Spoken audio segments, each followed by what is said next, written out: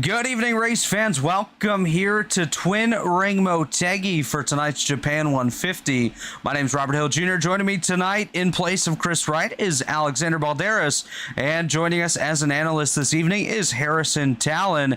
Alex, we'll start with you. How are you doing tonight, my friend? Doing good, Robert. How are you? Glad to be back in the booth with you.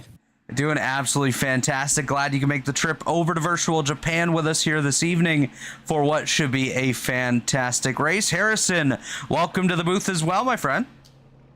Thank you so much. It's been a bit, but really excited for this race today. Setups, it varies through corner to corner, so excited to see how these guys play it out for the race. Kind of a weird format tonight, 97 laps. A weird number, but that's Chad.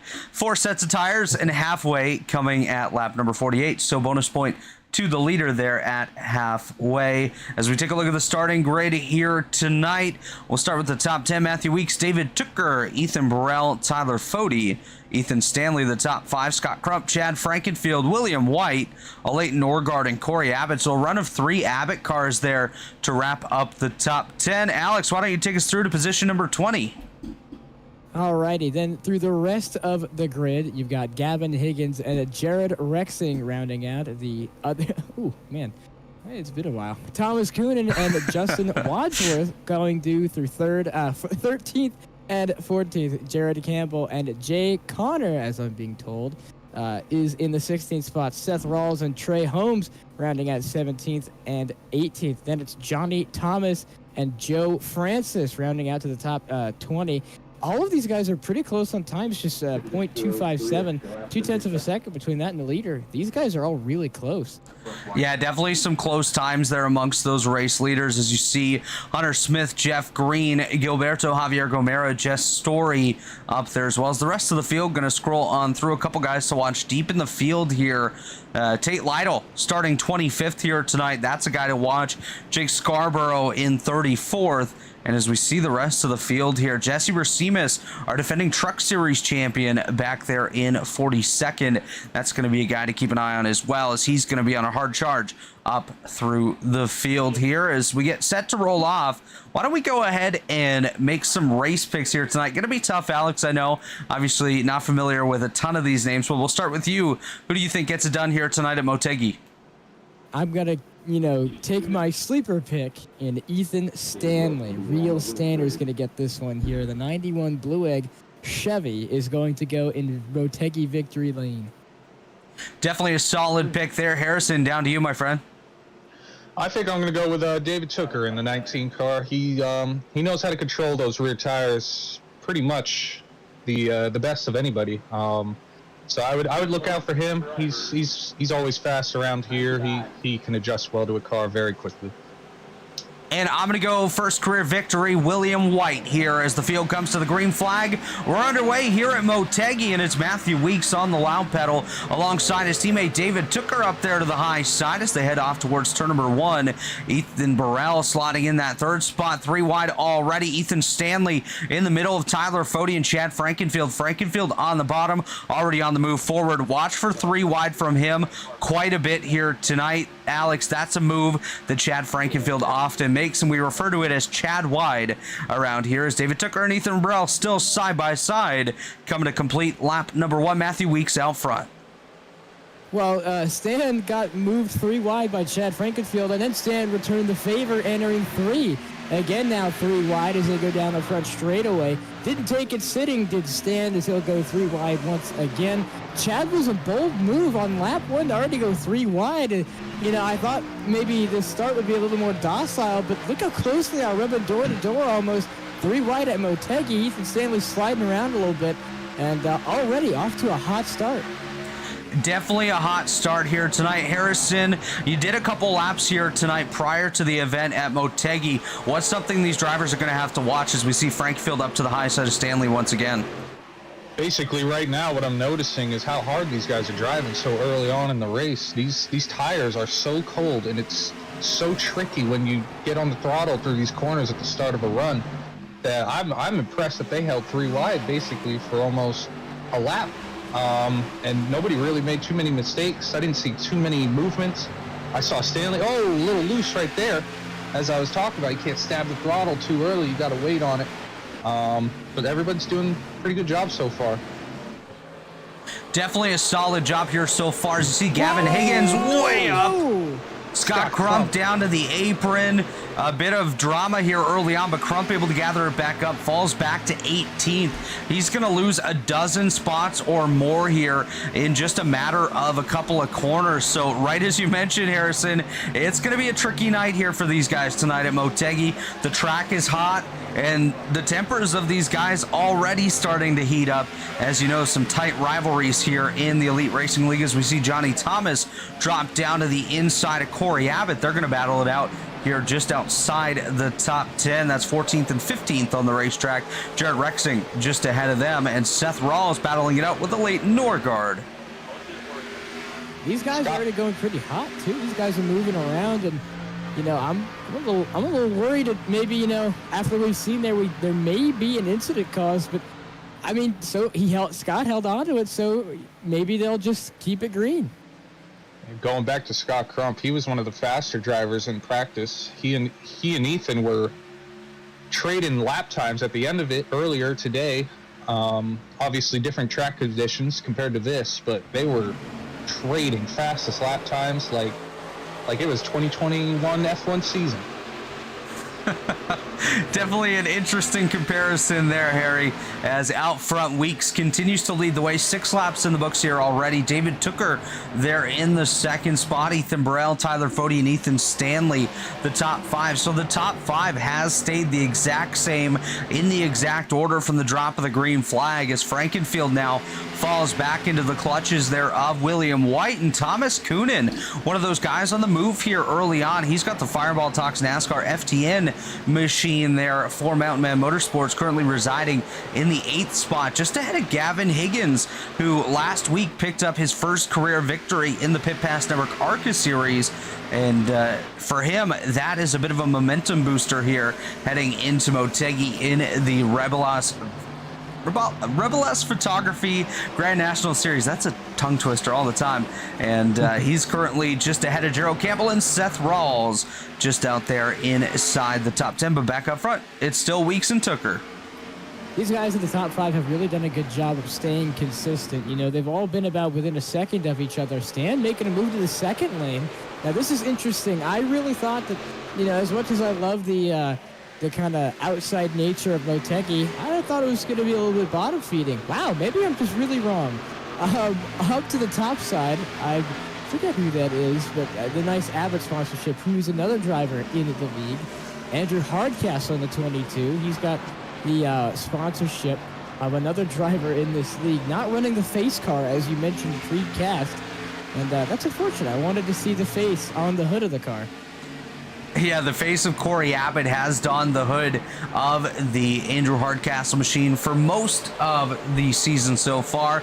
Bit of a change here in the last couple of weeks for Andrew, and it's it might make a comeback if results don't go the way he's hoping for here this evening. But one of those drivers we mentioned working his way up through the field here, Tate Lytle, as a guy that started back in the 25th position. He's up 6 spots already, currently holding on to the 19th position. Not the biggest mover as of yet. That's another driver I mentioned as someone to watch tonight. Jake Scarborough up 8 positions, started 34th, currently sitting 26th, as the speed of these cars absolutely rattling the cameras down the back straightaway. I love that. Definitely a positive thing there. It's kind of cool to see the action shots. And Harry, obviously, like I said, you did a couple laps here earlier on.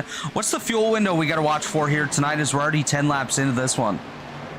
Yeah, fuel window, we're going to be looking around 55 to 60 laps. That's about when those guys will start coming down pit road if we go green for that long. But tires will wear so much in this race. It really doesn't matter. In turn 1 and 2, you're going to be using the rear tires a lot more.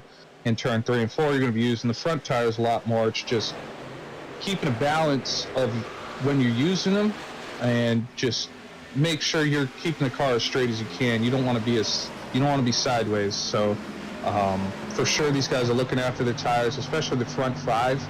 Pro Edge and Lake Norman, those guys are definitely kings of what they do. So. And Alex, obviously you've been around a fair bit broadcasting for quite some time, but you're a driver yourself. How much experience do you have here at Twin Ring Motegi? And from your opinion, what's something that these guys are really going to have to hone in on if they want to be successful here tonight?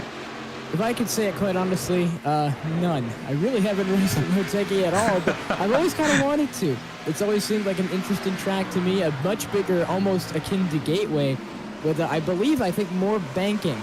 But, you know, according to the conditions here, it's kind of straight out, straight how it is. It's, you want to save the rear tires, you don't want to scrub them too much, want to keep a straight line exit so you don't wear the fronts at all. And I think that's about a pretty good standard if you're going somewhere you might not know, is just kind of don't lean on the tires too much and kind of see where they are after a run or so. And right now, that's kind of not at all what these guys are doing, going 2-3 wide at times, using the different lanes, and kind of a mixed bag when it comes to racing here, but I'm actually quite surprised.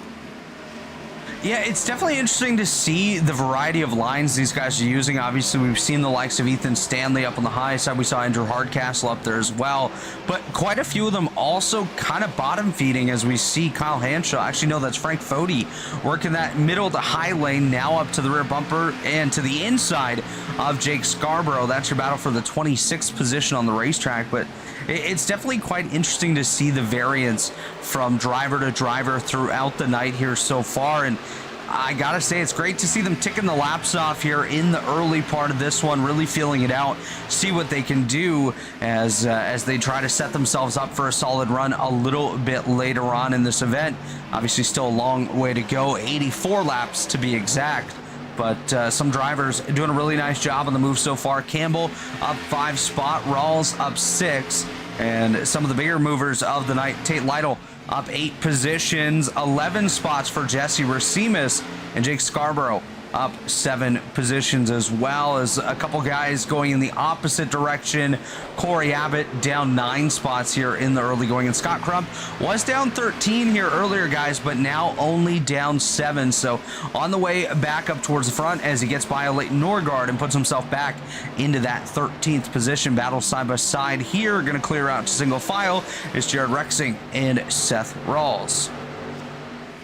You mentioned on the track, it's so difficult. It's one of the most technical ovals, I think, on the calendar. In my opinion, it's 2 completely different corners. One corner, it's so wide and it's so long, but it's so much faster than the other one. And then turn 3 and 4, you have to get on the brakes soon, like very soon, to just make sure you're not washing up in the middle of the corner and keeping it down below on that white line. It's tough. You want to go, you want to press that gas, but you can't, because if you do, you're going to either push up the track at 3 and 4, or you're going to spin the rear tires in 1 and 2 and get sideways. So it's tough. It's a needle thread.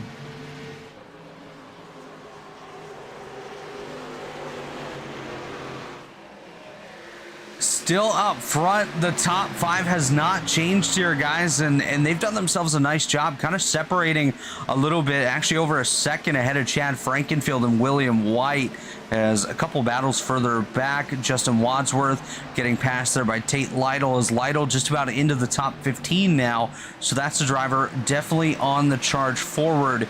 As we look for a couple battles throughout the field, nothing overly tight out here amongst these drivers. I think the closest one we have is Gerald Campbell trying to hold off Gavin Higgins as Higgins holds on to the 10th spot just behind Campbell and trying to work his way up to 9th here. Higgins gets a bit wiggly off of turn number 4 as he closes in on the back of the 00, but other than that, everyone kind of stringing themselves out a little bit and giving us a nice single file run here earlier on. And actually, as I mentioned, that side by side, Dustin Dewar, Connor Thompson, and that's for 32nd on the racetrack. So battles all throughout.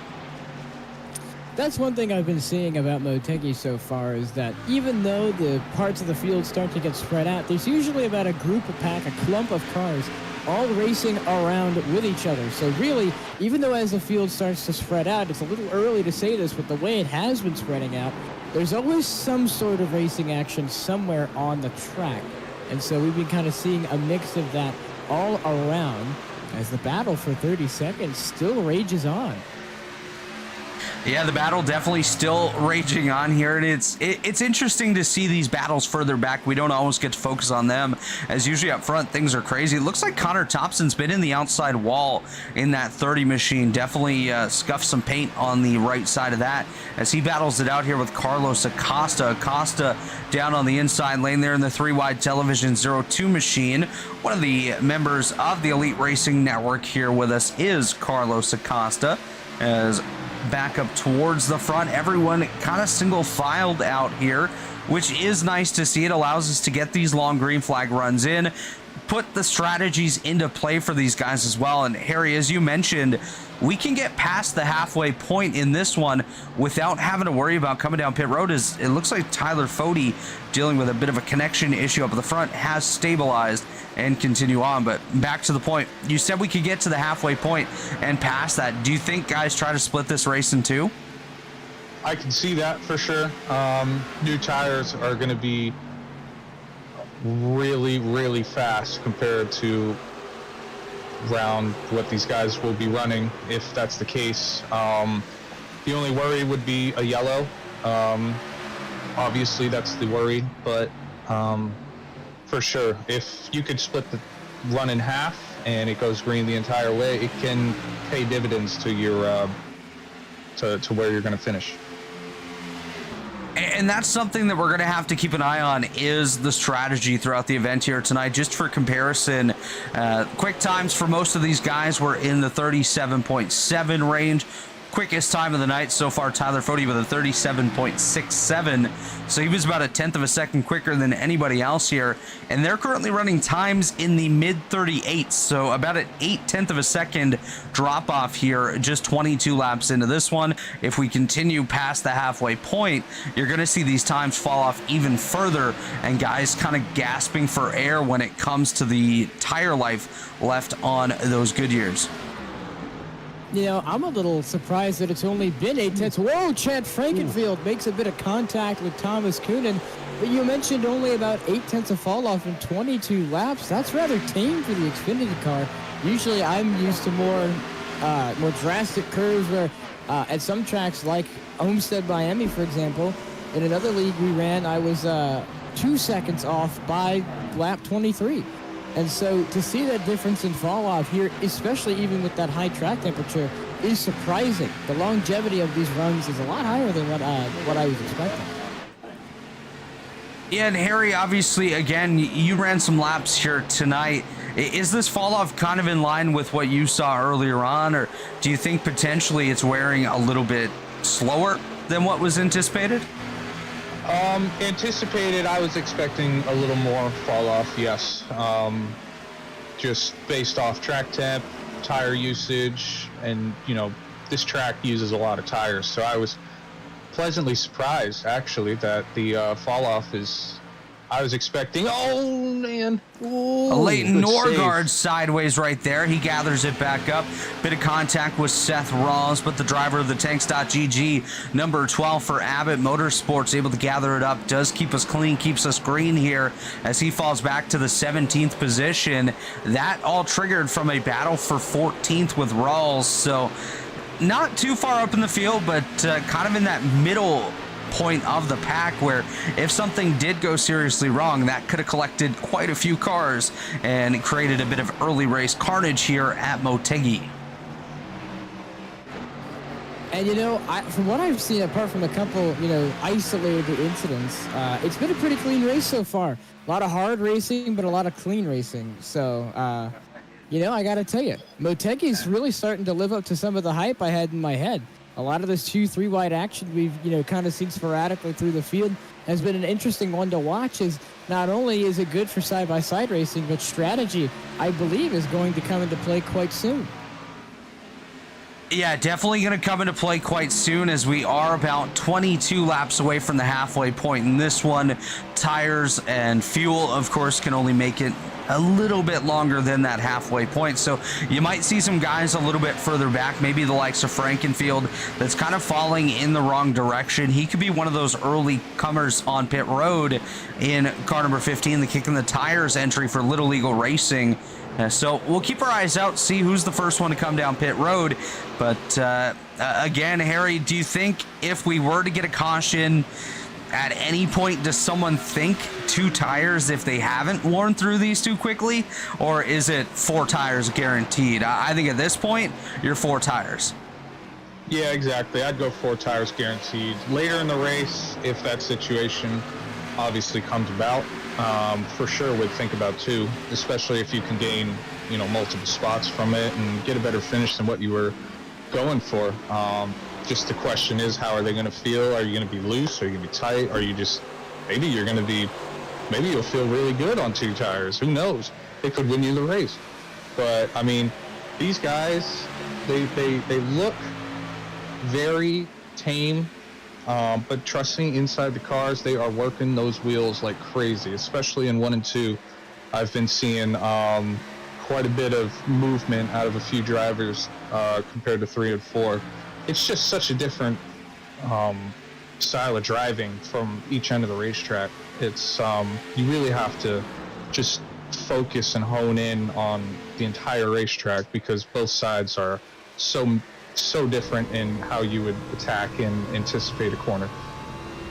Let's hop on board here with Matthew Weeks. Watch the steering wheel as he works his way around the circuit. We'll do a lap on board with Weeks, and then we'll jump maybe to someone in the midfield and see if we have a different view from them. But you could see Weeks having to turn the wheel back to the right to get the car to straighten up a little bit on exit of the corner there as he works his way down the back straightaway, headed towards turns number 3 and 4. Going to dive it down to the inside.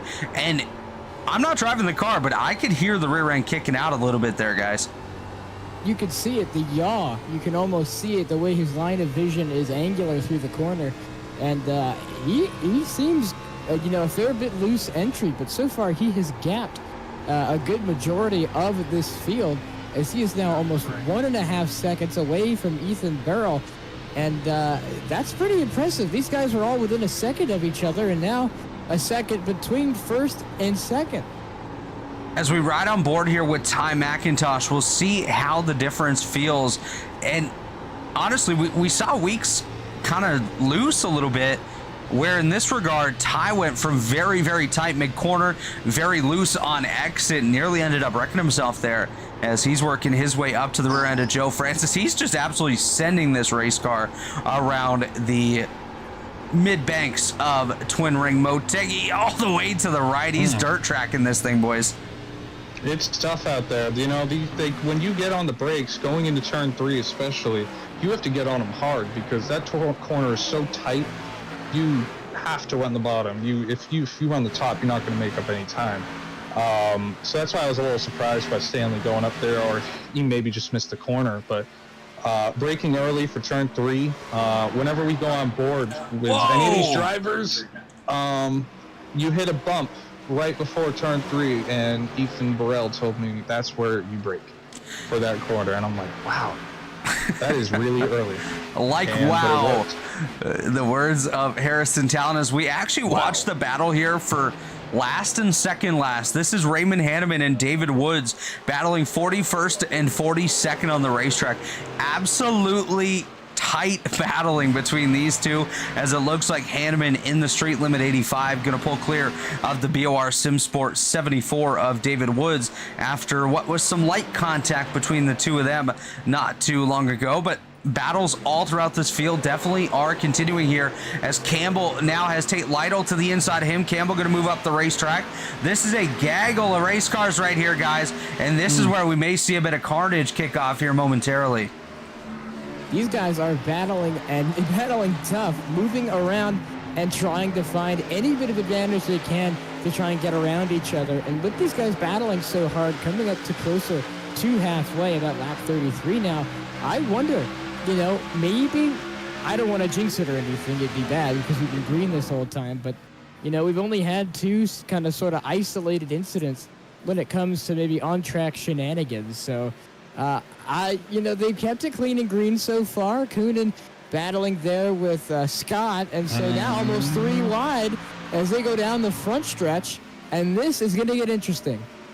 A big chop down there by Scott Crump as cautions out. I believe it's going to involve Jesse Racimus. Oh, no. Jesse, one of those hard chargers here, guys, going to be one to go around. We'll watch the Rebilas photography replay machine. 2 guys I mentioned as guys to watch here, Jake Scarborough and Jesse Racimus. We'll take another peek at this one as they might have met in the middle.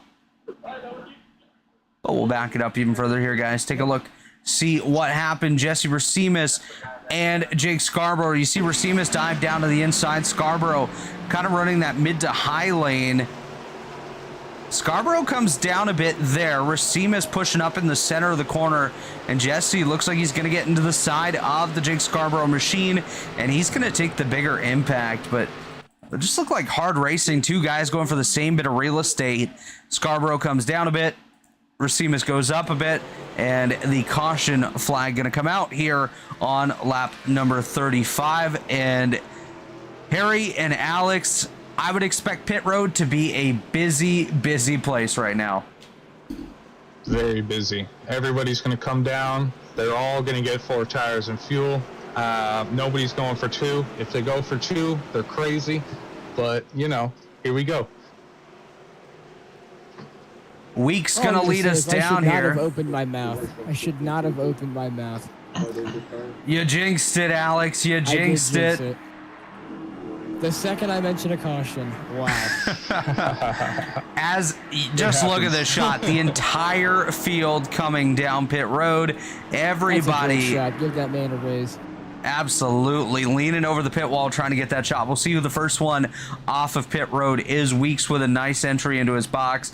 I don't think anyone's going to take 2 tires here. Lytle very quickly exiting his pit though. Watch Weeks, he's getting jacked up on the left side. Oh no, he didn't. I thought he did. And the battle off pit road, yeah, Ethan Burrell gonna win it, or Weeks, sorry, gonna win it. Ahead of Burrell, Tooker, Fody, and William White gonna go into the top 5. Ethan Stanley, Scott Crump, Jared Rexing, Thomas Coonan, and Tate Lytle up in the top 10 here. 36 laps down and 62 laps to go here. We're gonna step aside real quick. When we come back, we'll take you through the center stages of today's Motegi 150. We'll be right back.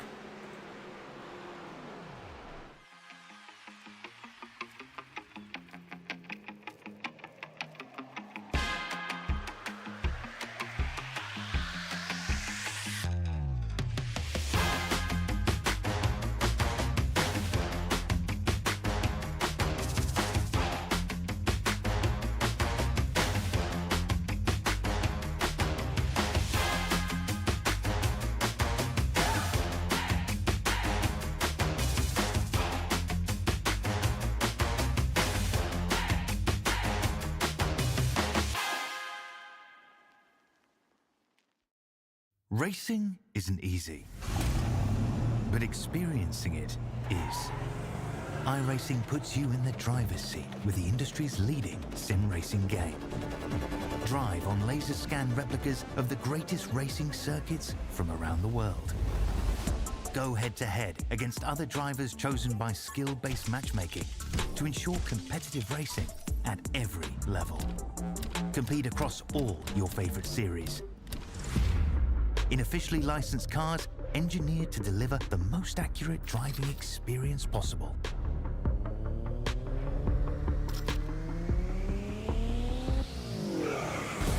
Join a race or host your own with players from across the globe. Race against the computer or in a league with friends. Feel the thrill behind the wheel. Visit iRacing.com.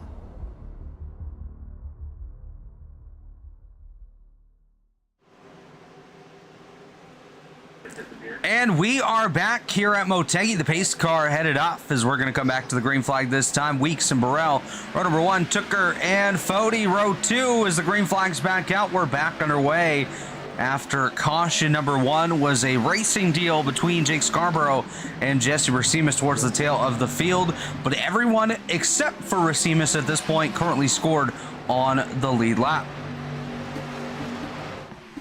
And we're already over it. The caution was an unfortunate time, but these guys have gone immediately back to racing hard. Side-by-side battle for third place on the docket. That is between, I believe, between Ethan Burrell and Tyler Fody. They will go side-by-side at number 37 and 40. Already just one lap after the restart, and they've gone back side-by-side. So far, so good, as the rest of the field also tries and splits a couple two-wide action. Couple lanes being starting to show up. That second lane becoming more of a exciting option to the field is, I believe that's the number 10, Jared Rexing. He'll go side-by-side with Scott Crump on his charge back up to the field after an earlier spin and a half, able to save it. And he's up back to 9th. Good recovery drive. Absolutely. And one thing just to quickly point out here to you, Alex, and to the viewers at home that might not be familiar, there's some great rivalries between... Oh, we're wrecking. Oh, yellow. Ooh, big wreck. I was hearing over the mic. Oh, no. Yeah. Wow. Jake Scarborough, David Woods. I believe Brent's going to be able to avoid it. Oh, Zach Evans. Down. Uh-oh. Well, That's the side of his car says me fine, and he no fine tonight. No. He's not fine. He's not fine. Absolutely not. We'll take a look How here. did he end up upside down? Yeah. I hear a lot of laugh. Oh, wow. Oh, no. I think Dustin Dewar clears himself up, and that's going to trigger Car high. everything. yeah, just a wee bit. Oh, no. And it comes back. Oh, How does he flip? No. right here. Oh, my. Are you- The slightest bit of contact. Okay, you know what we have to do for this, boys. We got to go on board. Oh, no. Oh, I wish. Let me see was if we saying can it over get. the radio. No. Oh. Can we get the dashboard in a replay? No, we can't. But like, Oof. you know what? We're gonna do it at full speed. That's almost a dead stop right there. Zach Evans was saying over the radio, how does a car Let's going go only on 20 board. miles an hour flip you over? So we're on board with Connor Thompson. He's the one that flips Zach over here. He slowed down. His engine is virtually off as Zach Evans goes upside down. He was basically almost at a stop before he hit. This is I still got to This is judge so this important, wreck, dude. but we're going to watch this again. Actually, you know what? Dustin Dewar was sitting backwards here watching this, so let's see what he sees. Oof. Oh, no. This is the greatest incident. Sorry, Zach, but this is the greatest incident of all time. Oh, he's in the waiting room, too. Oh, no. Oh, we're going to talk to him. Don't you worry. Shades of, what was it, Kyle Busch flipped it like At Daytona. a Daytona, Oh, yeah. my goodness. The slowest flip. Oh, that's fantastic. Oh, my goodness. That is just, what a sight to see. That is incredible. The slowest flip after the wreck already happens, too. It was quite a bit late, too. Let's do it. Zach Evans, you got a copy? I do have a copy. How did it feel being involved in the world's slowest rollover here at Twin Ring Motegi? I am confused more than anything. I've been some pretty spectacular accidents here in Elite, but I don't know that I've ever been in one that unspectacular. And I mean, I thought I had it missed. I mean, I just looked at the replay. I don't know why Dusty's car went left. He had it locked up. The wheel was turned to the right, and it just spins left for whatever reason, right in front of me. So then I was in it, and that was bad enough. And then I got hit at 20 miles per hour and just rolled over. So that was a different one for sure. Definitely a different one. And Alex and Harry, I'm going to open up the floor to you guys here. Do you have any questions for Zach Evans, driver the number 06? Also, Zach, I don't think you're fine at this point. Your car says otherwise, but me no fine at the moment. We're still towing, by the way. The car might not be that badly hurt. Honestly, it's got to be more from hitting Dusty than the getting hit by Connor. But until it finishes towing, I don't even know what I've got. We're about to find out in 1 second here. My favorite part about that whole incident is that I think the only bit of damage from what I see you get is a scuff right about the where they would put the jack in the pit stop. And then that caused you to slowly tip over your left side tires and somehow roll upside down. And my favorite part is it's almost akin to a hit and run on the road. He just slowly drives away as if he didn't flip a guy under caution. I mean, we had a good laugh about it in the driver's chat because, I mean, it's just such a bizarre deal, and I have 6 minutes of optionals, no required repairs. So, but if it's that much, I'm worried it's in the engine from when I got into Dusty. So I'll probably go ahead and get as much as I can fixed before I go back out there, just to be on the safe side. Cost me a couple of laps here, but usually if you go out with that much optional, you overheat pretty quick, and then you have big problems. So, oh well. And Harry, you got any questions here for Zach before we let him go? Yeah, Zach, how was the ride? I mean, we up in the booth were comparing it to Kyle Busch's slow rollover at Daytona 5-6 years ago, and I mean, it just looks like nothing you could do. It was the slowest flip I think I've ever seen. Somebody else made the Kyle Busch connection for sure. I didn't catch who it was that said it, but somebody said it looked just like Kyle Busch's rollover, and I'm just dumbfounded. I mean, it ended up, once it came to rest, I just keyed up and I was like, well, I'm upside down. This is not good. I'm just looking at, I think I was looking at Dusty's door at that point or something like that. And of course the ground, the racetrack. It's never good when you see the asphalt through the windshield on the roof part. That's bad. So Handily, I'd say. It's hard to get the four wheels to apply power to the racetrack when they are no longer in contact with the racetrack. That's absolutely it, Zach. Before we let you go, any shout-outs you want to give, sponsors you want to thank, as we're going back green? Oh, yeah, for sure. Absolutely. Me fine. Wally Race and everybody there. Yeah, that's about it. We're going to take this one back to the body shop after this and try again at wherever we are next week. I don't even know. Hopefully somewhere I'm not going to be upside down. I think we go to Bristol. So fine. I think Bristol's the next round in the series, Zach. Oh, so Jesus, you may be upside Bristol. down again. I might be on the surface of Mars again. Well, Zach, hopefully the rest of the week you get to stay on all four wheels. There we go, as we get that out. But yeah, hopefully the rest of the week goes well for you. I appreciate it, Robert. All right, that was Zach Evans, the owner of the record for the slowest roll in Elite history. I was here for a piece of Elite history. That's awesome. Absolutely. As 3 wide, boys, Jared Rexing, Ethan Stanley 3 wide again, and William White to the outside in the number 43 raceapi.com entry for Abbott Racing. As Rexing going to try to clear Stanley there. That's a little tight. Not quite clear that time. Now going to get clear just ahead of White. But yeah, some great battles here in the middle stages coming up to the halfway point. So whoever leads the end of lap number 48 will get some bonus points to be used towards the playoffs coming up in, well, a month or two. Hey, a month goes fast in races. Too It's fast. 4 weeks. It's only 4 races. It's right around the corner. It goes by way too fast as Raymond Hanneman all the way down on the inside of the racetrack. Not quite sure what happened to him, but he's going to gather it up and continue on nonetheless, as Mark Rebilas going to fall back as well. He's down on the inside of Michael Goodman. Goodman running in the high lane as they chase down Carlos Acosta, and this is the halfway lap. So whoever is the leader at the end of this one will get those bonus points, and as of right now, it looks like Matthew Weeks going to be the one to hold that title.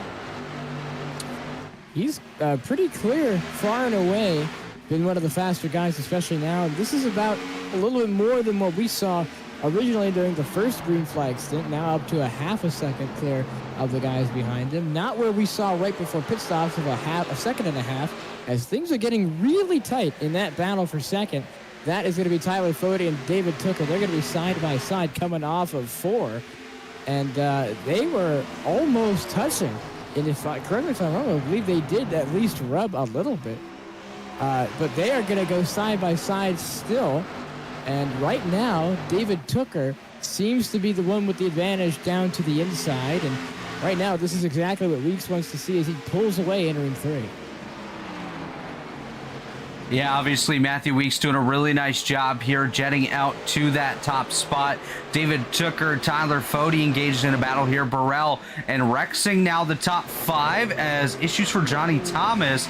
He's going to blink and disappear back in the midfield, as these guys are going to try to navigate their way around. Now, Harrison, obviously we had that early caution. At what point do you come down for your final stop? Should we stay green to the end?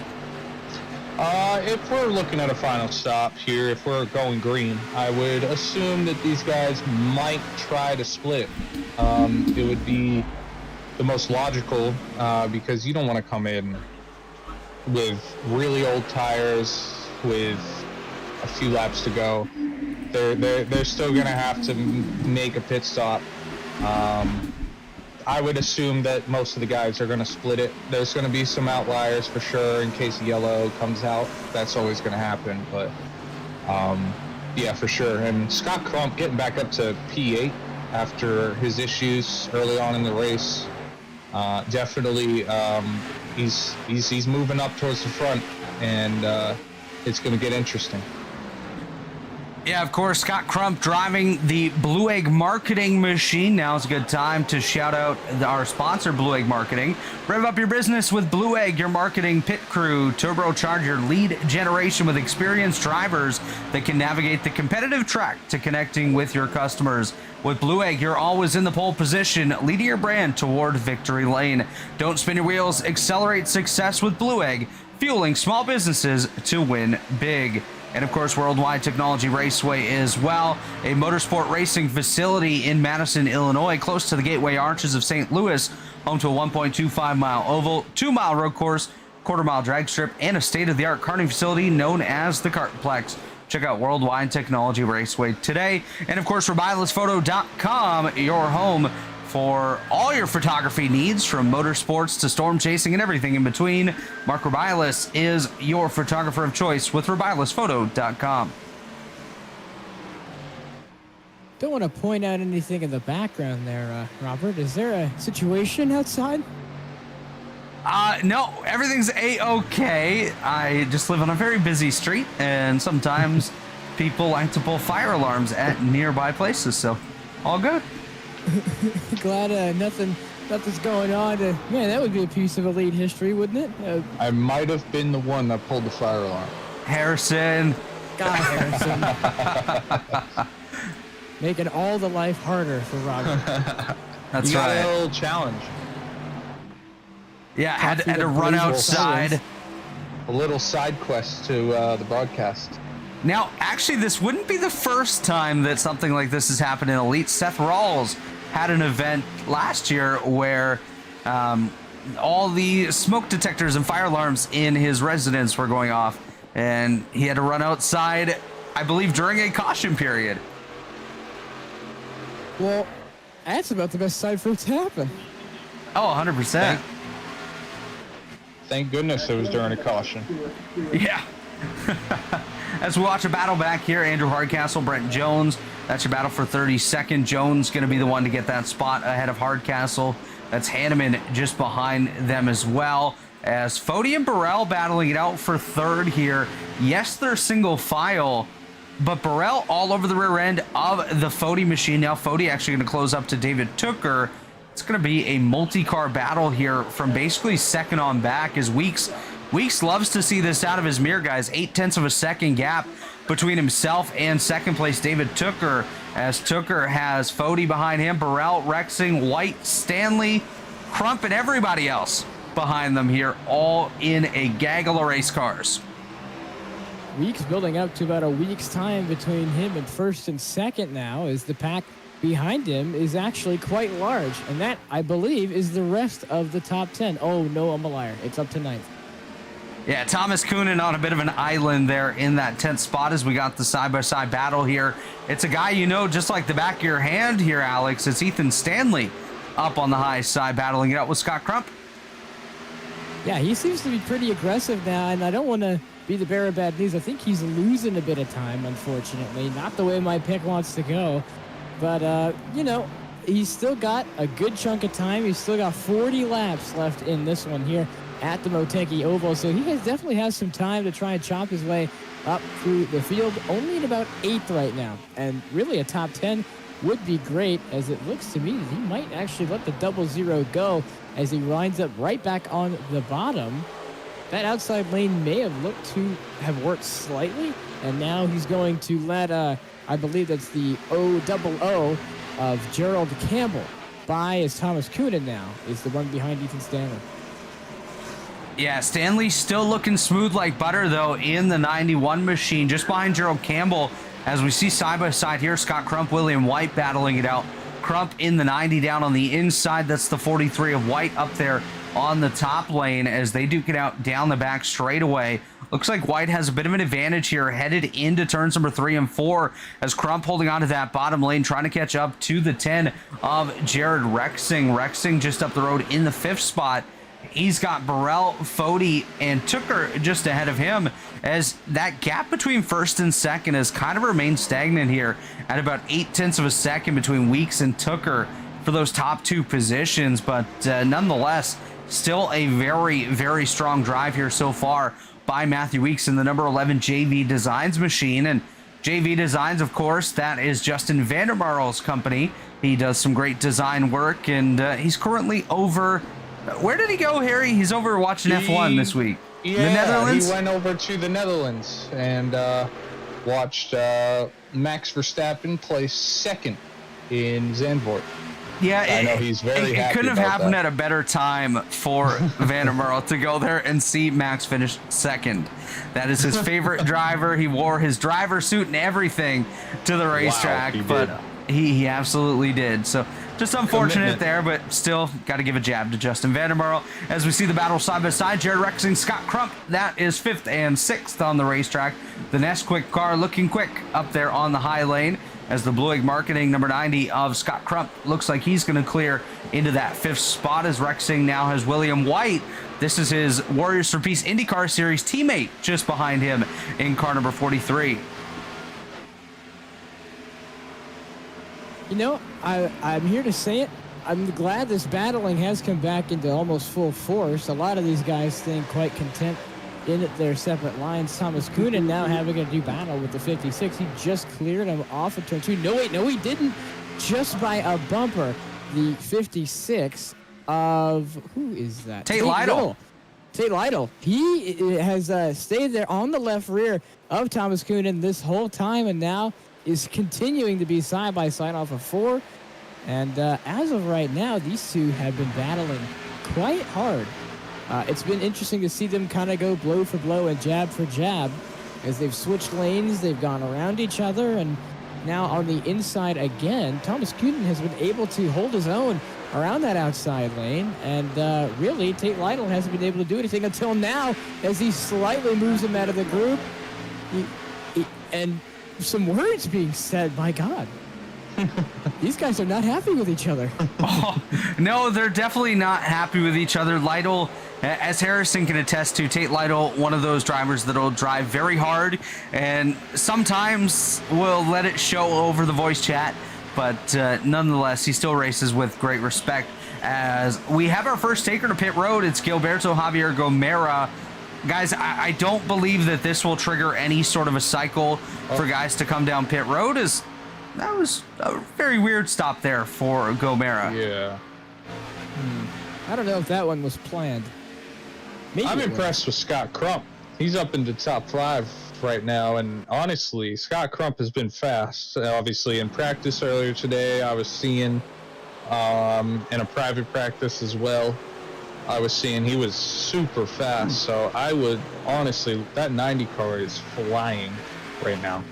Not sure what the issue was there for Gomera. It looked like he might have had some handling problems just prior to coming down pit road. So as Alex was pointing out, don't necessarily believe that was a planned pit stop there for Gilberto, as I don't even believe he really stopped in his pit box either. No, yeah, he just did a pass through the pits. He didn't get a penalty, did he? He did not. Yeah, there was no penalty on that. So just a very odd situation there for Gomera, as I just looked through the race control logs as well. No penalties issued to him. So it's kind of an unforced visit to pit road. Huh. Well, that was certainly interesting. We had a drive-through, but no penalty, no pit stop, and maybe he just wanted a quick drive down the scenic pit road here in Motegi. And I hear Japan is quite scenic, although I think we're quite far from any of the hustling and bustling cities. Yeah, I'm not sure what area or what prefecture of Japan we can find Twin Ring Motegi, as we see Gomera getting past there by some of the lead lap cars. It's a Leighton Norgard up to the high side. Still seems to be battling some handling issues in that 55 machine. So not too sure what the problem was there for Gomera, but does look like it has continued here so far. Just not quite sure what the problem was there, as we watch Coonan and Wadsworth battling it out for the 11th and 12th positions on the racetrack. Wadsworth takes a look to the inside of Coonan. Lytle, I believe, just had a kiss with the outside wall in car number 56, is just ahead of him. Ethan Stanley taking a look to the inside of Gerald Campbell. That's going to be the battle for position number 8, as it's getting very tight between the 91 and the 00. These guys are battling hard, and now Stan trying to hold his own here up at the front of the field, and while he's still in the top 10, and that's phenomenal, he's having to battle his way through the top 10. So I'll tell you what, the battles really don't stop here at Motegi, and I'm very happy about that. Battles definitely don't stop, and battles all throughout the field, is again Stanley taking a look to the inside of Gerald Campbell. That's again for position number 8, as the producer misclicks and sends us to a different camera here. Stanley down to the inside of Campbell once again. Lytle closing the gap as well. And Tate Lytle could really come into play. He could decide to help either of these drivers inside or outside, or if the opportunity presents itself, force it 3 wide and make things that much more sketchy between these guys, as we have just passed the 30 lap to go mark. Still a long way to go in this one, but these drivers are definitely closing the gap to the end of this one very, very quickly at Twin Ring Motegi. And so I did some research, and apparently, so Motegi looks to be about maybe an hour or 2 from Tokyo. It finds itself in the Tochigi region, just about maybe less than 40 minutes outside of Utsunyama. I think that's how you would say that. I'm not Japanese. That's how we're saying it now. That's how we're saying it now. But if there is any Japanese viewer watching, I'm so sorry about the butcher that probably was. And you mentioned that it's an hour or 2 away from Tokyo. That's like 5 minutes on the bullet train that they have in that area. So you can get there in no time. And that is absolutely something on my bucket list. I would love to get down there and hop on that bullet train, see how quickly it navigates around Japan, and try out some of those cool spots they have as well. Japan's such a cool place. You can technically do just about anything out of a vending machine in that country. Yeah, this racetrack, they plopped down a resort called a racetrack in the mountains, right next to one of their big bustling highways. So, and in the town of Motegi, just 5 minutes away, there is the Motegi train station. So yeah, there we go. You could most definitely do that. See? Hop on that bullet train, go to downtown Tokyo, walk on that crosswalk that scares me just looking at it, and have yourself a good time. Man, what a great place. Yeah, absolutely. And looking at the great place, we got some great pace as well out of Matthew Weeks. Almost 2 seconds now ahead of second place David Tooker. Absolutely blistering speeds out of this number 11 machine of Weeks. Tooker holding on to second, and he has not been able to pull away from really any of these guys behind him. It goes back to fifth, and there's a slight gap to Rexing and another gap to White. But then again, we pick up another gaggle of cars behind him. So nobody really spacing out too much with the exception of Matthew Weeks out front. That is insane. That is pure driver skill right there. Made it longer than the other run, and I can see why. Right now he's at about 1.7 seconds, 1.6 now on the docket. As he exits the corner, he'll go back up to 1.7, but almost 2 seconds of separation between him and the rest of the pack. That's a little insane, considering all the rest of these guys are within 1-2 tenths of each other. Yeah, let's take a look at the difference in the lap times here, and you could just see it. Weeks consistently quicker than David Tooker in that second spot. It does vary, the gap between the two of them. We'll get another update here on lap number 72 as we just take over to 25 laps to go. And again, Weeks gaining another couple hundredths of a second over second place David Tooker, who's doing a very nice job himself there in second. Hasn't lost any positions here tonight as the battle for third and fourth continues. And now, Harrison, bringing you back in here, my friend. We just ticked over to 25 laps to go. If you're out there in this field, are you thinking of coming down pit road in the next handful of laps, giving yourself a bit of time to work your way back up through? Or are you going to try to stretch it as far as you can and hope for a potential caution towards the end and give yourself a free stop? The front guys, I would assume that around mid to late top 10 will come down first versus the leaders. And then a couple laps later, we'll see, as we see Mark Rebilas come down for a pit stop. Right now, he was towards the back. And yeah, especially the back half of the field, they're definitely going to try to play some kind of strategy, come down pit road, tires, and they're going to hope for a yellow after they make up a bunch of spots if it goes cycles through. But yeah, these guys up front, they're going to wait a few laps in case after these mid-late top 10 guys come in, just because they have that they have that buffer. So the buffer. They got that Jimmy Buffett up there. The Jimmy Buffett. It's 5 o'clock somewhere as we're hanging out down here in Japan. I think it's probably middle of the night in Japan or the next day. It's 5:30 in California right now. Yeah, they might just be waking up. That's where you are, right, Alex? You're down there in... No, Texas. Where are you at? Oh, you're in Texas. It's 7:30 over here down in Houston. Wow. 7:30. Oh, man. Almost 9 o'clock here. Oh, well, sorry. Virtual Japan. That's right. That's right. Our plane ride was excruciating, but we made it. That United flight, man. Oh, exactly. That's right. It's back to the action here. 22 laps to go. Just monitoring who's going to be the first one to come down pit road. I'm going to call it here. And I'm going to say this guy right here, Chad Frankenfield in car number 15, going to be one of the first, if not the first, to come down pit road. He's kind of taken a tumble through the field back to the 13th position, started up inside that top 10. He's lost 6 spots here. Expect him to be one of those to maybe make a quick dash to pit road with about 15 laps remaining in this one. Kind of cutting up through the field here. I don't want to...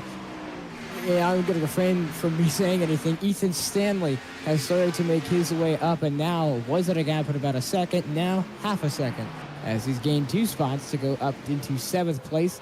He looks to be gaining on Jared Rexing and the rest of these guys up here at the front. But right now, it looks to be David Tooker and Tyler Fody going to be side by side battling here, as that was close off the exit of turn 4, but now they remain side by side through 1 and 2. Very, very tight battle there. Tooker on the high side, Fody down on the inside. Going to make a little bit of contact there on the exit of turn number 2. These guys definitely very heated rivals between Lake Norman and Pro Edge Racing. Tooker representing Pro Edge and Fody for Lake Norman, as these guys definitely no love lost between the two of them or the respective teams. So don't expect either one to give an inch here. And of course, Ethan Burrell, the teammate to David Tooker, just behind him, their teammate Matthew Weeks leading, and Tyler Fody's teammate Scott Crump right here as well. So the entire top 5 belonging to Pro Edge Racing and Lake Norman Motorsports.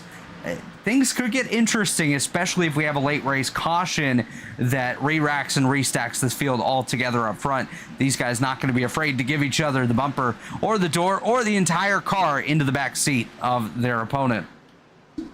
No, and I wouldn't think that they would now. Right now, dropping 2 spots is David Tooker, as he was able to, he was wiggled on past by the 40 of Tyler Fody and 37 of Ethan. How do you say his last name again? Burrell. Burrell. I kept thinking of the hurricane that went through Houston. But they were able to wiggle their way past, and now Scott coming up to the back bumper of David Tooker. So Scott really on his recovery drive is now peeking into the top 4. He was just closing in there down the front stretch, and now seems to be doing so through 3 and 4. Yeah, definitely a very strong run here for Scott Crump. As you just see the battle box there on the screen. Not a huge distance separating any of these guys. We'll take a look at this battle as well. Tate Lytle getting ahead of Ethan Stanley. Stanley falling back to 8th. Lytle up to the 7th spot. Both of these guys chasing down Jared Rexing. Is Jeff Green going to lose a spot here to the 05 of Ty McIntosh? That's just outside the top 15. So the battle's definitely picking up here. Guys starting to work their way forward, knowing that the pit stops are coming up here in the next handful of laps. 17 laps to go. And Harry, just quickly, we are expecting these guys to come back down pit road. Is that correct?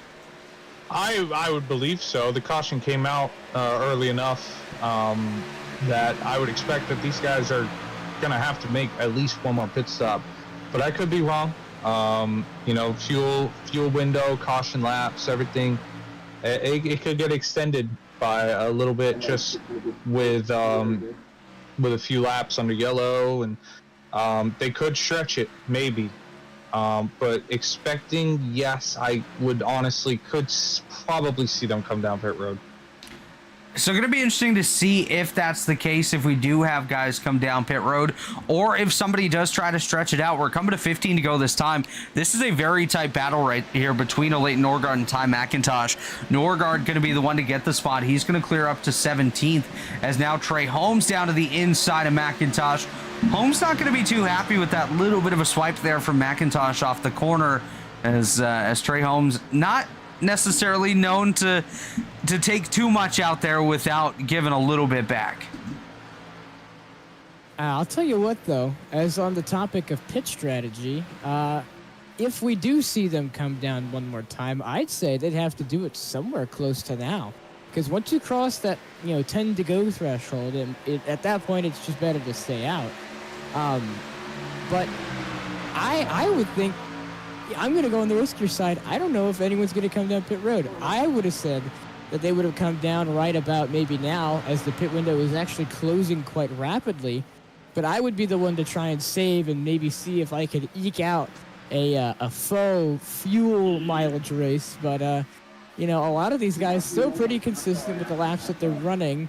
And the only one that's really, really consistent is Matthew Weeks, who is now up to 3.3 seconds ahead of the field.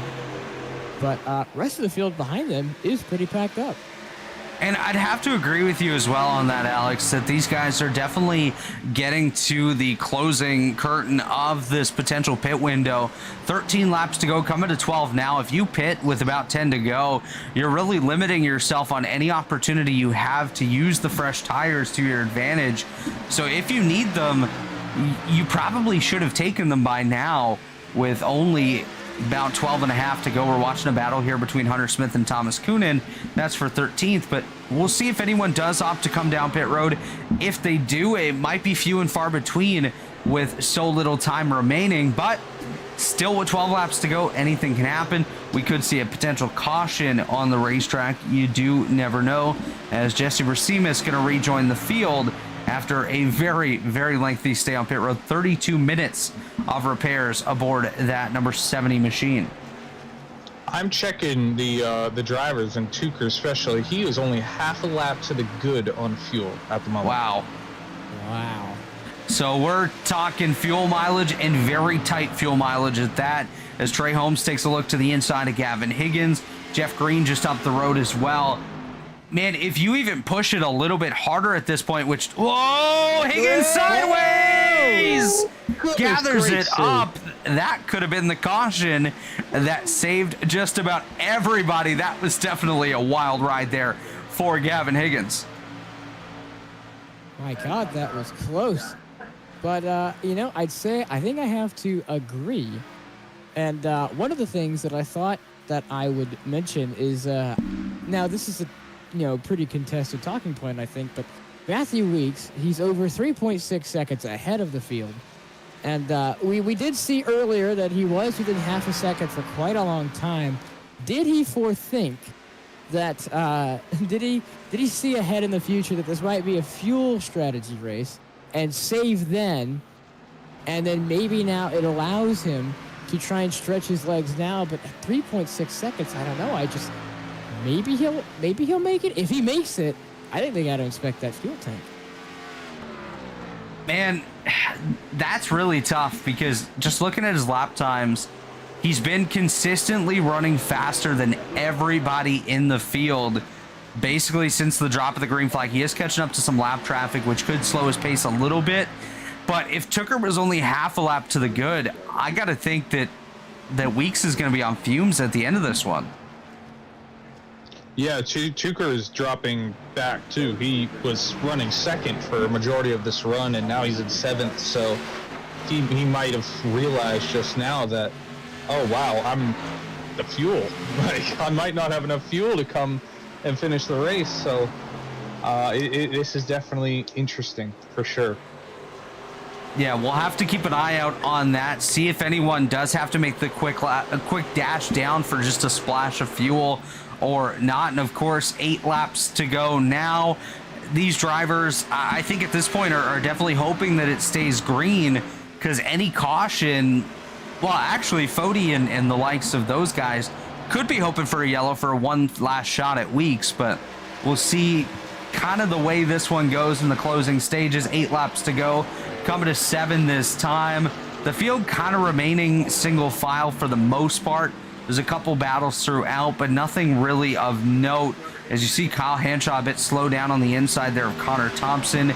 He's going to try to get by the 30 machine, as Thompson currently holding on to that 32nd position. But yeah, guys, I don't know how Weeks is going to be able to make it on fuel if Tucker, a guy that's fallen back and tried to save a little bit, is less than half a lap to the good.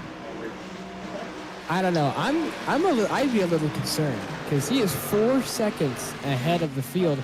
Now, I don't know if you went out this far and then tried to get that gap just to coast the last lap, or if he's going to hope for a caution. I would not sort of understand hoping for a caution. I mean, I get it now. If he's not going to make it, he wants a caution so he gets a chance to pit. But he's still gapping the field. I mean, the gap is increasing lap after lap. So coming down here with just a handful of laps to go, I do wonder, does Weeks have enough to make it? The way he's driving tells me yes, but I don't know. The fuel numbers may not be adding up. David Tucker is falling off to save fuel. He's gained some fuel mileage for sure, but it's come at the expense of positions at this point in the race. He's increased, you know, his range of where he can make it, and I'm sure Matthew Weeks will probably be monitoring the same thing. But David Tucker is definitely off the base compared to what he could definitely run. And you got to think, Harrison, with David Tucker saving as much as he is, and we're seeing Matthew Weeks continue to pull away from second place Tyler Fody, that Tucker is probably putting himself in a good position to get himself on the podium with a bunch of these guys ahead of him likely going to run out of gas on the final lap We'll see if that's the case, if guys have saved a little bit more than what we've anticipated. But with 4 laps to go, still seems like everyone kind of on the loud pedal, kind of pushing forward and really tearing through that fuel, as even Scott Crump falling back just a little bit. Don't know if that was by design, but Jared Rexing going to get by him and move himself up into the top 5 potentially, as Crump going to battle back down on the inside. 4 laps to go, coming to 3 this time. Johnny Thomas looks like he has a connection issue at the back of the field. Not going to come into play too much in that number 83 belly up sports entry, but 3 laps to go this time for Matthew Weeks. Let's see if anyone has to make a mad dash, if anyone runs out in this next couple of laps, or if they're going to be able to sneak by on fumes. I don't know how many victory donuts can be had with the fuel situation, but Matthew Weeks really dominant so far here today, with just 3 laps to go, and he's hoping for a green flag straight to the end of this one. Absolutely. I mean, Matthew Weeks has driven a great race, and he's built himself enough of a gap out front to the point where he can just back off, save fuel, and not worry. He's got 4.5 seconds of a gap, so if he wants to just chill and run a few 30, 38, 39-second laps, he can for the next 2 laps. Oh, no! Oh! Zach Evans! I think. Wow, as I just talking about it. If the yellow doesn't come out, he could cruise. But there it is. Josh Smith in the 08. Oh! Wow. Wow. Oh, no. Oh no, I thought it was an intent wreck, but I think I know what the Is he trying to deal come is to pit here. road? Oh my gosh, Yeah. Quinn Half, is that you? Shades of Quinn Hoff trying to pit from the middle lane. Oh, my goodness. Oh my gosh. Got to put your hand out on the back straight away. Well, Matthew Weeks, this everyone's pitting. Everyone is getting tires. Matthew Weeks, if he doesn't have a good pit stop, oh my goodness.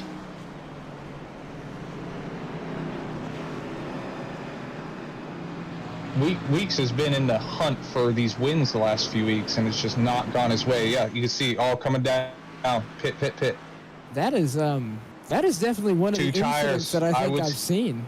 See a lot. That's quite shocking. I didn't think that I'd see a pit from the middle lane, but you know, everyone comes down pit road. Ethan Stanley and co, as well as the middle of the top 5 and top 10 as they come down, as well with Matthew Weeks.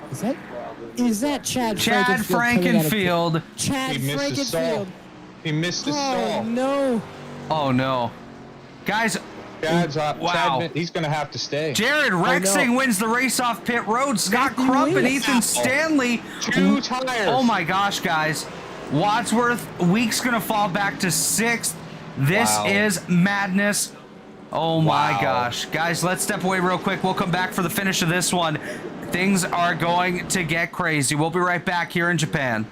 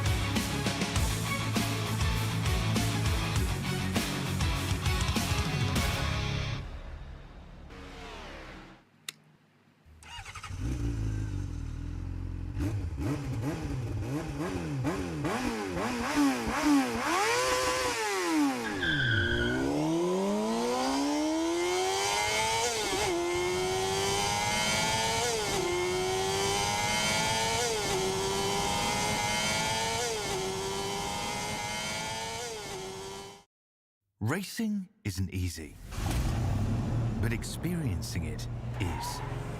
iRacing puts you in the driver's seat with the industry's leading sim racing game. Drive on laser scan replicas of the greatest racing circuits from around the world. Go head-to-head against other drivers chosen by skill-based matchmaking to ensure competitive racing at every level. Compete across all your favorite series. In officially licensed cars, engineered to deliver the most accurate driving experience possible.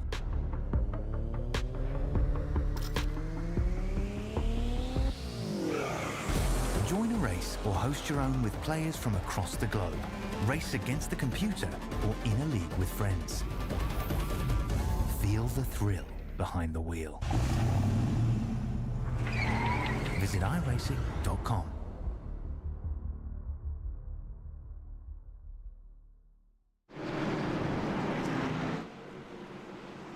So we are back here at Motegi, and guys, wow. Chad Frankenfield misses his box and stays out. Scott Crump, 2 tires. Stanley, 2 tires. Wadsworth, 2 tires. Matthew Weeks going to restart inside of row number 3. The first car on 4 tires. Drew Campbell, Ethan Burrell, Tyler Fody, Tate Lytle, William White, the rest of the top 10. This is going to be rough, I think, guys.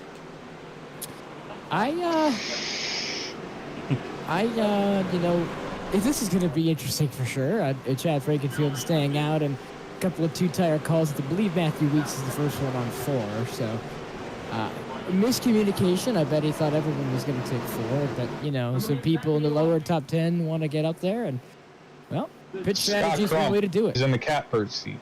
Yes, he is. All right, let's see it.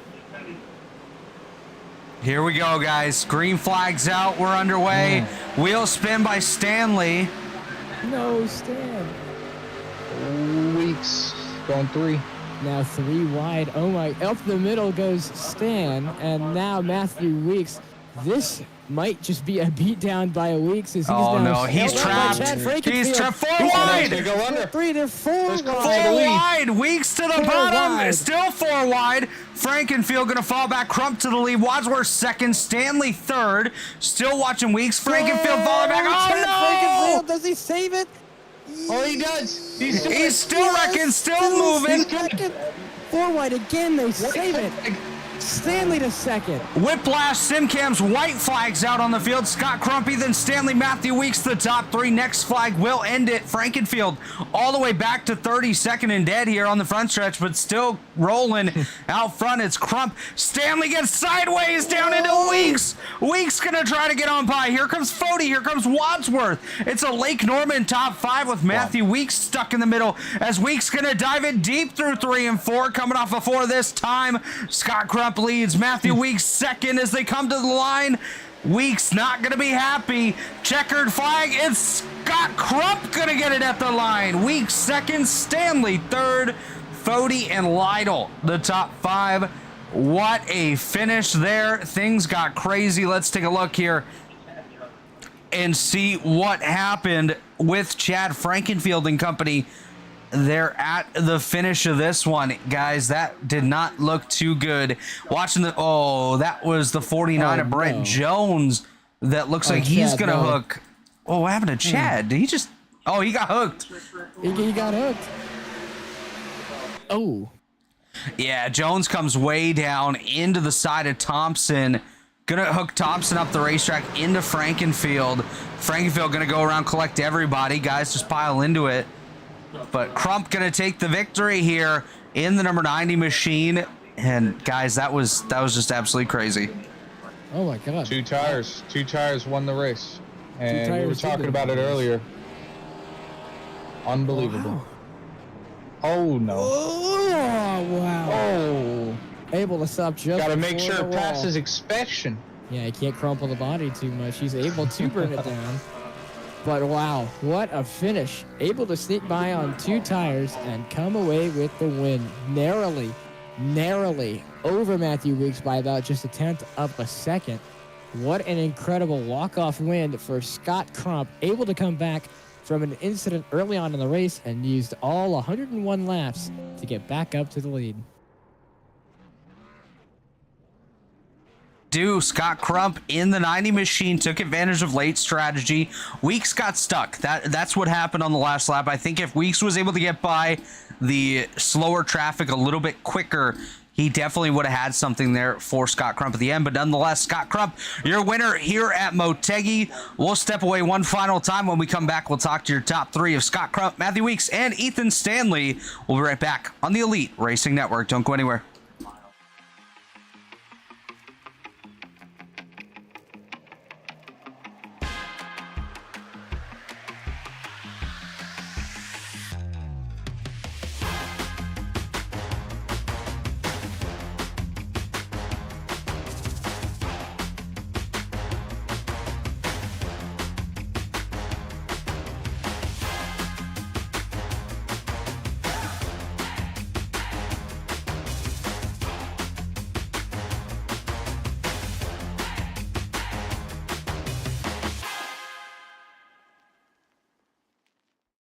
Racing isn't easy, but experiencing it is. iRacing puts you in the driver's seat with the industry's leading sim racing game. Drive on laser scan replicas of the greatest racing circuits from around the world. Go head-to-head against other drivers chosen by skill-based matchmaking to ensure competitive racing at every level. Compete across all your favorite series in officially licensed cars engineered to deliver the most accurate driving experience possible.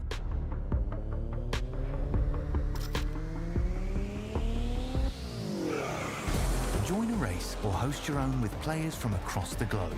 Race against the computer or in a league with friends. Feel the thrill behind the wheel. Visit iRacing.com.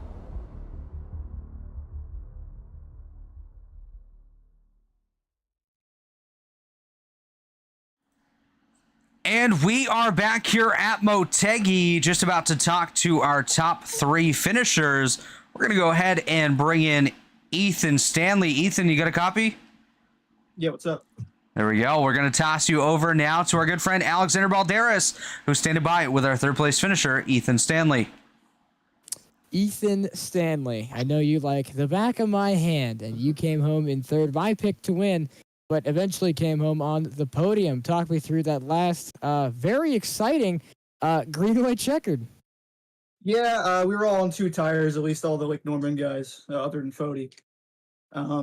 Just tried to send it around turn one, hit the bump, and just got a little bit loose. Had a pretty good shot at the win there, just a little bit short. Well, you came up just a bit short. Good podium, though, on the effort for the championship. This will be some good points ahead of things. Matthew Weeks just one spot better than you, and Scott Crump able to get away with the win. An incredible walk-off from him. Yeah, good win from Crump. It was a tough race. Just couldn't really save the tires for most of it, and got stuck in dirty air, and it's just, you can't go anywhere. So I got a question about the fuel saving we had earlier. Do you think everyone could have made it? I saw you kind of dropping off, as well as, you know, a lot of other people, but Weeks seemed to have not only gapped the field, but when he didn't really seem to have a concern of fuel. Were you concerned about fuel at all? I think we saved enough in the yellow period. I was just kind of dropping back, just trying to save tire. Guys around me were just pushing a lot harder.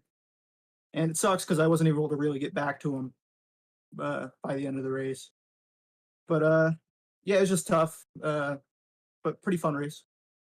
Well, you come home in third in Motegi Resort, Japan. And so far, I think a good finish from you. But anything else you'd like to say, or anyone else you'd like to thank?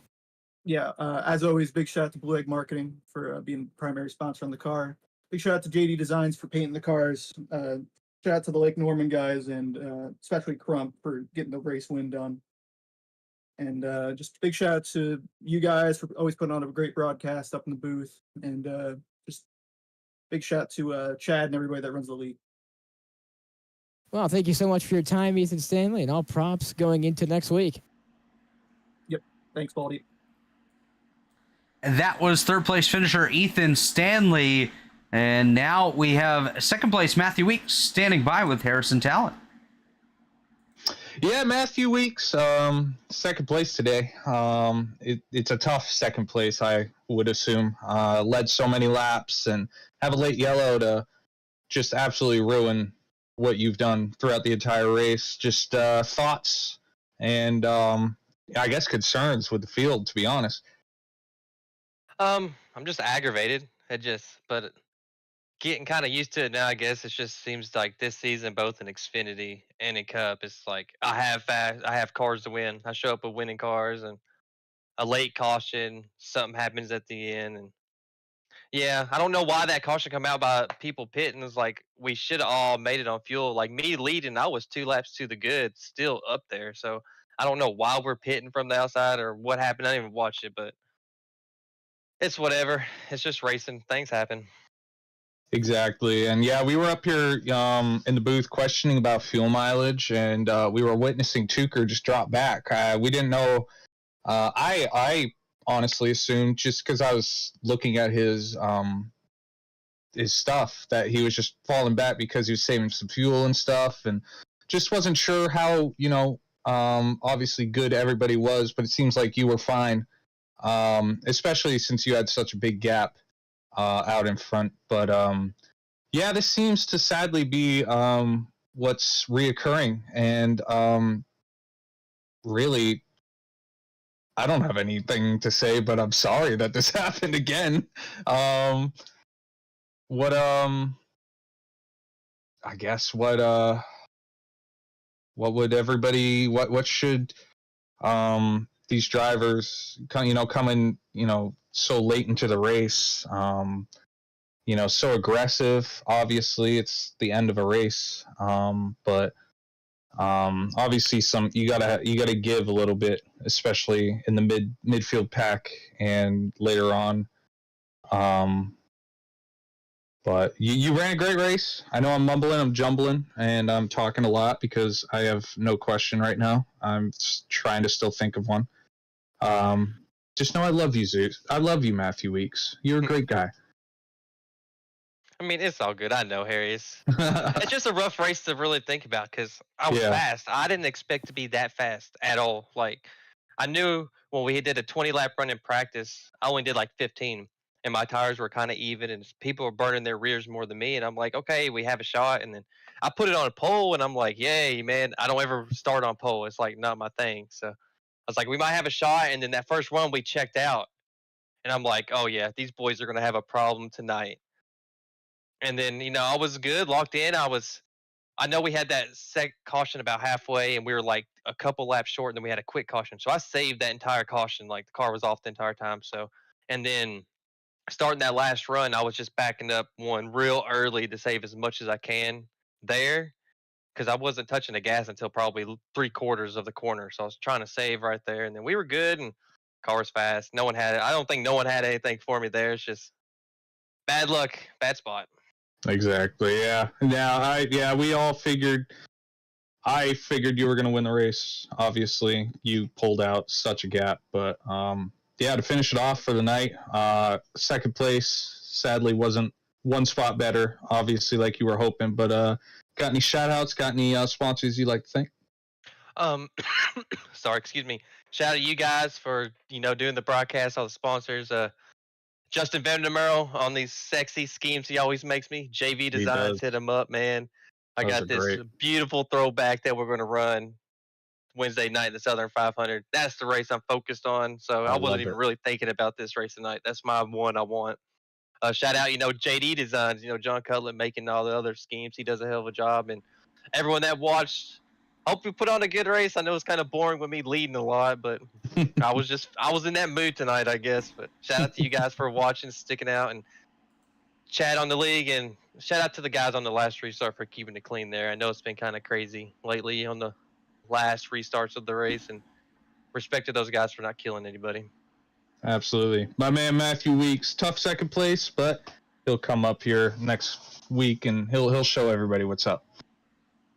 In 2 weeks. We don't race next week, so 2 weeks. All right. Well, I don't know the schedule like you guys. Y'all have a good one. Yes, sir. Have a great one. That was Matthew Weeks, our second place finisher tonight. Now going to go ahead and bring in Scott Krupp, our race winner here this evening, driving the number 90 machine. Hey, Scott, you got a copy? Yeah, I got a copy. Man, it looked like you were going to have to settle for just a top 5 here tonight. Matthew Weeks definitely appeared to be the car to beat. Did you think you had anything for him if we did go green to the end? No, I don't think anybody had anything for Weeks tonight. He was definitely the class of the field, and he was just pulling away from everybody. So maybe a little bit better track position. I could conserve my tires a little bit better than what I was. But no, I don't think I had anything for him tonight. And obviously, at the time that the caution did come out, what was the reaction in the Lake Norman camp? Were you guys kind of breathing a sigh of relief knowing that you'd have another shot at it? And what came down to the call between 2 or 4 tires at the end there? Obviously, we saw kind of a grab bag at the front. 2 tires, no tires, 4 tires. What was your thought process for that one? I think last time we raced here, I think Josh Adams, I think we had a late caution. He took 2 and won this race. So I figured, what the heck, why not? If I take 4, probably a bunch of people take 2, and I'll start like 10th, end up in a wreck or something. So I'm like, I'll take 2, and if I get beat or whatever, finish hopefully still top 5, I'll be all right with that. But yeah, just gave me a chance. Enough people either stayed out or took 2. Rexing took 2. I think he was in the right position. He pitted for some reason. I'm not sure why he came back down to pits. But yeah. 2 tires actually worked, and I've had a lot of races where I dominated them, late caution, and end up losing. So I know how Weeks feels on this race for him, and definitely sucks for him. And Scott, looking at the schedule, we're going from what was probably the cleanest race of the season here tonight to what could be one of the craziest at Bristol coming up in 2 weeks' time. I believe that's a home track for you as well. What's your thought process for that one? You think you're going to have a good shot to get it done there? I think I finished second, like about 4 or 5 times there. So definitely pretty fast there. I haven't got that win there in elite, but definitely really fast there. So hopefully I can get that win at Bristol. I think one time I ran into some lap cars, and while I was leading with like 5 to go. But yeah, hopefully we can get it done. And let's go ahead and get some final shout outs from you, sponsors, people behind you. Who gets it done for that number 90 machine? I'd like to thank Stay Tuned Sports Podcast, Blue Egg Marketing. Like to thank my team, like Norman Motorsports, Bodie and Stanley, both were up there all night, and Wadsworth at the end took 2, and almost ended up with the top 5. Overall, we were there just battling with Pro Edge. I think we were all in the top 6 or 7 as all Pro Edge in Lake Norman. So it's definitely quite the battle there. So hopefully you get to see it the rest of the year. Give a shout out to my grandfather watching, my wife with a newborn at home. So definitely I need to get to her now. So she's already calling for me, come feed the baby. Well, you better get to that, Scott, before you get grounded for future races. Congratulations on the victory tonight. We'll see you Wednesday night at Darlington in what should be another long night. All right, thanks. Look forward to it. That was Scott Crump, guys, your winner here tonight at Motegi. And that is going to do it for the racing portion of the evening. We'll take a quick look at the final results of the night. And once again, Scott Crump victorious, Matthew Weeks, Ethan Stanley, Tyler Fody, and Tate Lytle, the top 5. Justin Wadsworth, Gerald Campbell, William White, Ethan Burrell, and Hunter Smith, the rest of the top 10. As you see the rest of the field cycling on through. It was a great night here tonight at Motegi. Let's go ahead and get some final thoughts. Beginning with you, Alex. What are your thoughts at this one here tonight? Honestly, tonight was a great show of side-by-side action, long green flag run battling, and overall field strategy in tire runs. I think tonight was a great understanding of how, Motegi really is a great track. I think it's a sleeper. A lot of side-by-side action, a lot of great battling, especially off the restarts, and that green white checkered was amazingly exciting. So I think thoughts coming from Motegi should be on the schedule again. That was incredible. Absolutely agree with that. Harrison, what you got, buddy? Yeah, of course. I think the racing tonight was spectacular. I mean, even if it wasn't, the most amount of exciting sliding and type of moves. I thought that, the drivers definitely were working very hard in their cockpits and their cars. And for Scott Crump to come out victorious after Matthew Weeks completely dominated this race, it just shows fight, shows resilience, and it shows a great mind with strategy as well to take 2 tires and just go for it. Why not? You're already up there. Just why not win? Why not win is a question I ask to myself every time I hit the racetrack, but definitely agree with you. It's great to see some nice strategies here tonight. People doing something different to try to get up there and battle it out for the top spot, but that's just about going to do it for us here tonight at Motegi. First off, we got to thank Worldwide Technology Raceway, as well as our partners over at Blue Egg Marketing, 4D Racewear, and Whiplash SimCams. We actually didn't shout out 4D tonight, so we'll go ahead and do that now. 4D Racewear, makers of the ultimate sim racing shoes and custom apparel designed for sim racing by sim racers. 4D sim racing shoes are custom engineered to connect racers to the pedals in a way no other racing shoe can, and still provide all the comfort needed for those double and triple stints. Visit 4dracewear.com and check out the original racing gloves for your feet. On behalf of Alexander Balderas, Harrison Talon, Chad Frankenfield, Dave Huckleberry, all the admins here at the Elite Racing League, my name's Robert Hill Jr. Thanks for joining us tonight, and we'll see you Wednesday night for coverage of the full-length race at Darlington in the Belly Up Sports Cup Series. That's going to kick off a little bit earlier than normal. Green flag, 7:30 p.m. Eastern Time. We'll see you there. Have a good night, everybody.